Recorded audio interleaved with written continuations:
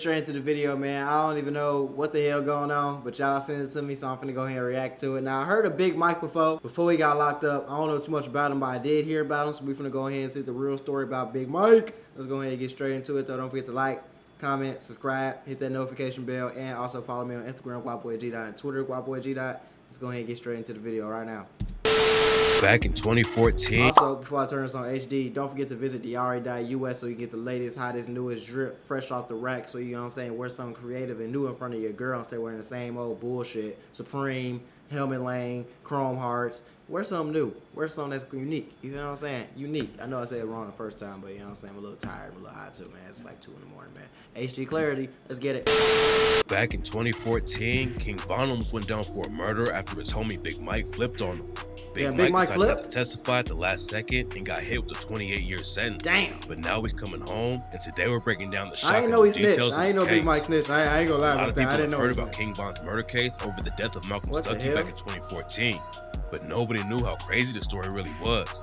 For a long time, people thought Von brought Mike to a party to slide on some ops, and Stuckey just ended up getting caught in the crossfire. But Right. apparently, that's not how it really went down. How'd it go down? This is the real story according to court documents and witness statements. On May 29th, 2014, a dude named Marquise Carpenter went to his homie CJ's house for his birthday party. He got there around 10 in the morning and saw his best friend Timothy Robinson was already at the spot with some other people. They spent a few hours just chilling outside, drinking, smoking, and having a good time. But that all changed when King Von rolled up with a girl named Jasmine Mitchell. Von and CJ was homies, but there was static with Carpenter and Robinson from the jump. Carpenter testified that when Von and Jasmine rolled up, Jasmine walked up on the front porch and started flirting with Robinson while Von chopped it up with CJ. Carpenter was like 5 feet away from Von, and he said Von kept looking at him and then went back to the whip and put something in his waistband under his shirt. Von and Jasmine left a little while later, and that's when Malcolm Stuckey showed up. Stuckey and Carpenter were close, and they was meeting up because Carpenter was supposed to be selling his car for him. Carpenter and Stuckey was in the front yard talking for like 20 minutes. Then Robinson saw Von and Big Mike walking up and told Carpenter, "Black boy, there go them niggas." That's when Robinson ran off the porch and someone started letting off shots. Carpenter felt a round go in his leg and ran around the side of the house, but King Von was standing right in front of him and shot him in the face. Carpenter hit the ground, and that's when Von chased Robinson and Stuckey down. A witness said they saw a shooter chasing 2 dudes down. Then he turned and shot a different guy in the head. For a long time, everyone thought Malcolm Stuckey was just an innocent bystander who got caught up in the situation. But now it looks like King Von murdered him on purpose. Yeah, It's probably. not clear why he had issues with him, but the witnesses say Von pointed right at him and pulled the trigger. Here's how it went down according to Big Mike's testimony. Von left CJ's spot and pulled up to O Block because he needed backup. So Mike hopped in the whip with Jasmine and Von and went back to the party. They parked down a side street and cut through a field. And when they came back around the side of the house, Robinson spotted them and took off running. Von yelled, "What you running for?" and chased him around to the front of the house. And that's when he started letting off shots. Big Mike saw Stuckey falling to the ground while Von started chasing Carpenter. Robinson was still running, so Mike went after him and dumped his whole clip. He told detectives he could tell that Robinson got hit because he was limping. After he was out of bullets, Mike ran back to the whip and waited for Von. He could hear more shots going off, and when Von came around the back of the house, he stopped at a dude lying on the ground and shot him 2 more times. Lemdenda Jones is CJ's mom, and she testified that Von and CJ had been friends since they was kids. According to her, Von walked inside the house that day, and she told him she was happy to see him and said, "I don't want no mess, be safe." She was cooking food for the party when she heard shots going off and hit the floor. And when she walked outside, she saw Stuckey dead in the front yard and Carpenter crawling across the street, bleeding everywhere. Von, Big Mike, and Jasmine left the scene, and Mike dumped his gun in the lake later that day. But a couple months later, the cops arrested him and he started talking. Before his trial started, Big Mike's legal team tried to get his arrest interview suppressed because he was allegedly pressured into giving a statement. The judge denied the motion though, so the jury got to see what went down at the station. And this is how it all played out. On July 20th, the police brought him into a tiny room with no windows and 1 bench attached to the wall. A couple detectives came in later to read him his rights, and Big Mike agreed to talk to him. Big Mike said he ain't know anything about the shooting, so the cops left and Big Mike slept on the floor on a little mat. The next day they came back and a detective named Murray told Mike that Von was getting booked because people at the party identified him. Mike asked him, "You're saying that he knows the people he was in the party with?" And when Murray said yeah, Mike told him, "I didn't know all that." A few hours later, Murray and another detective named Holloran came to the room and Holloran told him, "You are going to jail, make no mistake." Holloran told Big Mike that if it went to trial, Von would save himself, so Mike should speak up first and tell him what happened. Mike was already on parole when the shooting went down, and Halloran told him, "Make no mistake about it, you are under arrest for murder. We're going to violate your fucking parole. We're going to stick it up your ass." Sound like The CPD. detectives left again to let Mike think about the situation, and an hour later they came back in and Halloran told him, "You're fucked." They kept trying to get Mike to flip on Vaughn before Vaughn could tell on him, and Halloran said, "You better start playing ball with us or you're kissing your fucking ass goodbye for a very long fucking time." Mike told him that even if it was Vaughn's plan to shoot up the party, that he was still going to jail. But the detectives told him they would let the prosecutors know if Mike helped him out.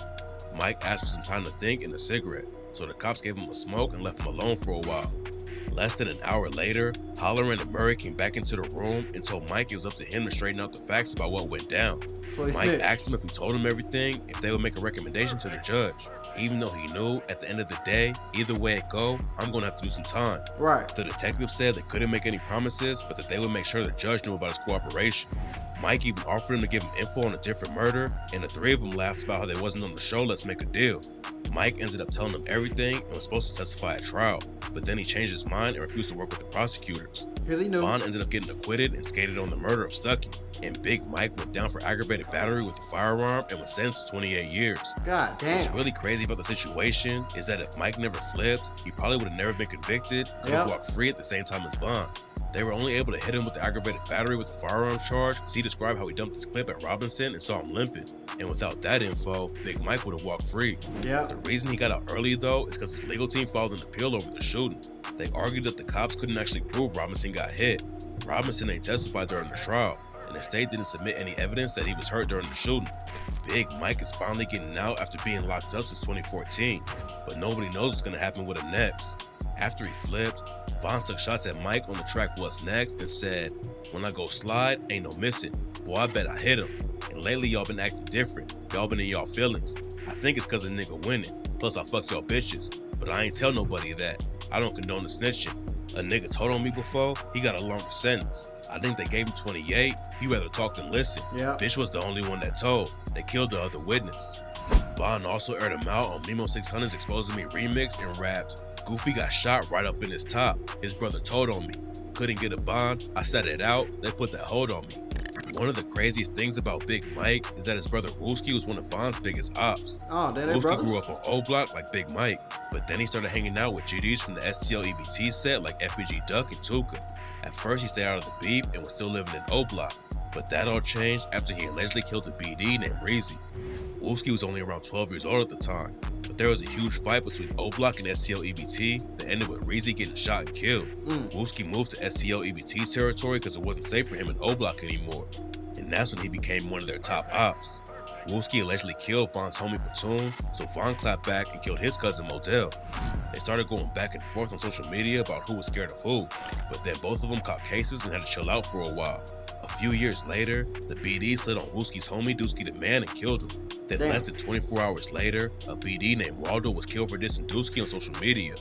The war was getting crazier every day, but nobody expected what happened next. On the day before Dusky's funeral, Vaughn FaceTimed Wooski and said he had a surprise coming. The day they was going to bury Dusky, Ruger said he felt like something bad was gonna go down. To be honest, I kind of felt like something, you know what I'm saying, funny was gonna happen.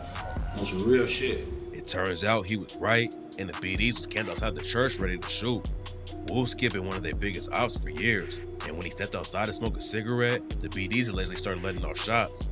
Wooski got hit in the head. Oh, so that's how and Wooski got hit in the head. He stepped outside the Recovery church. wasn't easy though, and he even had to learn how to talk again because the bullet damaged his brain.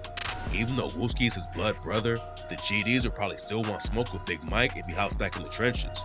Hopefully he switches up how he moves and just leaves the streets behind though. He already lost almost a decade of his life in prison, and it would be a tragedy if he got caught up in another case or ended up getting shot like his brother. I ain't Back gonna in lie, I had to let that 2014, play out because I'm gonna tell you some real shit. First of all, if you ain't ready to sit down and do your time for doing a crime, just shut the fuck up and like never get in the streets.